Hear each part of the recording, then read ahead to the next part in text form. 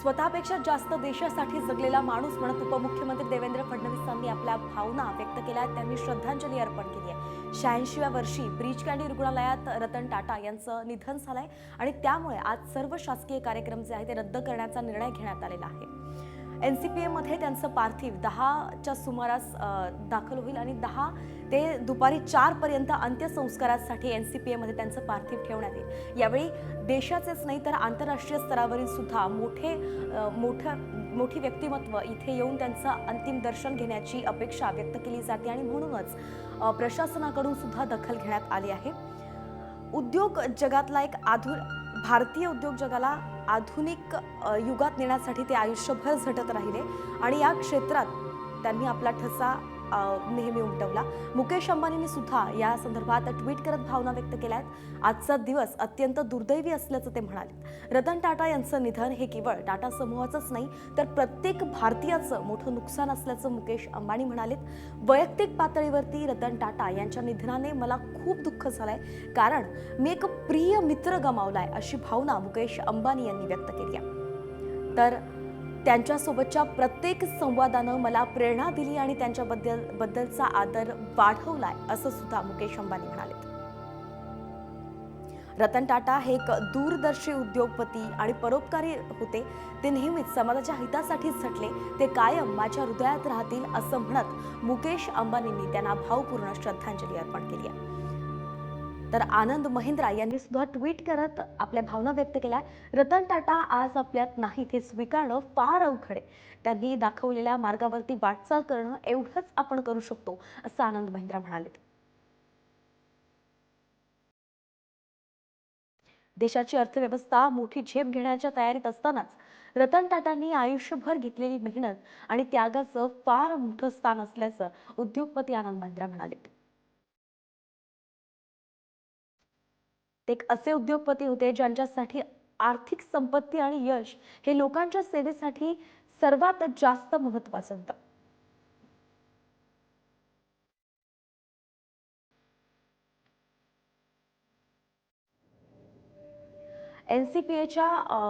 NCPA बाहेरून आपल्या प्रतिनिधी वैदेही काणेकर आपल्या सोबत आहेत.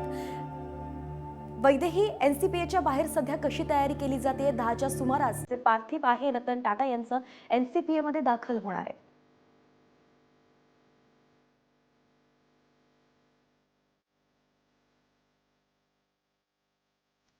तर भारतीय उद्योग जगाला आधुनिक युगात नेण्यासाठी ते नेहमी झटत राहिले. 1990 पासून जेव्हा त्यांनी टाटा समूहाची धुरा सांभाळली तेव्हापासूनच त्यांनी मेहनतीनं हे सर्व काम केलं. आपण स्क्रीनवरती दृश्य पाहतोय ती अशी सगळी सुवर्ण दृश्य आहेत भारतीय उद्योग जगतातली, जी आंतरराष्ट्रीय स्तरावरती भारताचं नाव लौकिक करण्यासाठी अत्यंत महत्त्वाची राहिली. या ठिकाणी आपण पाहतोय की टाटा नॅनो जे आहे ते त्याचं जेव्हा लोकार्पण झालं होतं किंवा ती जेव्हा त्यांनी जेव्हा भारताच्या मार्केटमध्ये आणली होती तेव्हाचे सुवर्ण क्षण आपण पाहतोय. पंतप्रधान नरेंद्र मोदी त्यावेळी त्यांच्या सोबत होते. गौतम अदानींनी सुद्धा ट्विट करत आपल्या भावना व्यक्त केल्यात. आपण त्यांनी काय म्हटले तेही पाहूयात. गुड बाय आणि गॉडस्पीड टाटा. तुम्हाला विसरता येणार नाही, कारण महापुरुष कधीच मरत नाही असं उद्योगपती गौतम अदानी म्हणाले. आधुनिक भारताच्या मार्गाची नव्यानं व्याख्या करणारा एक विशाल दूरदर्शी भारतानं गमावला असल्याचंही ते म्हणाले. सगळ्यांचं चांगलं करण्याच्या इच्छेनं त्यांना झपाटून टाकलं होतं.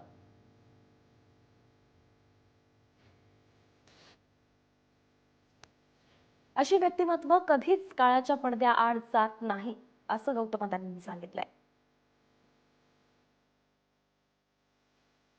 रतन टाटा हे 86व्या वयाचे होते आणि दीर्घ आजारानं ते ग्रस्त होते. त्यामुळेच त्यांच्यावरती उपचार सुद्धा सुरू होते.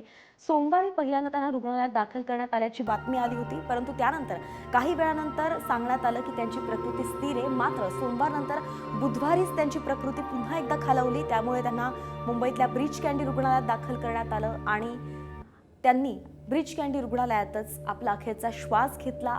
रतन टाटा यांची प्राणज्योत बुधवारी रात्री मालवली. आता त्यांच्यावरती अंत्यसंस्कार करण्यात येणार आहेत. आज वरळीतल्या मैदानात त्यांच्यावरती अंत्यसंस्कार पार पडतील, परंतु त्याआधी NCPA सकाळी 10 वाजेपासून तर दुपारी 4 पर्यंत त्यांच्या पार्थिवाच्या अंत्यदर्शनासाठी तिथे पार्थिव ठेवलं जाणार आहे. आणि यावेळी अनेक मोठे नेते, राजकारणी येऊन आपली शेवटचं दर्शन जे आहे रतन टाटांचं घेण्याची शक्यता आहे. आणि म्हणून मोठा बंदोबस्त त्या ठिकाणी पोलिसांचा करण्यात आलाय. प्रशासन सुद्धा सतर्क आहे आणि आज एका दिवसाचा दुखवटा सुद्धा राज्यामध्ये जाहीर करण्यात आलाय. सर्व राजकीय कार्यक्रम जे आहेत, शासकीय कार्यक्रम जे आहेत ते रद्द करण्यात आले आहे.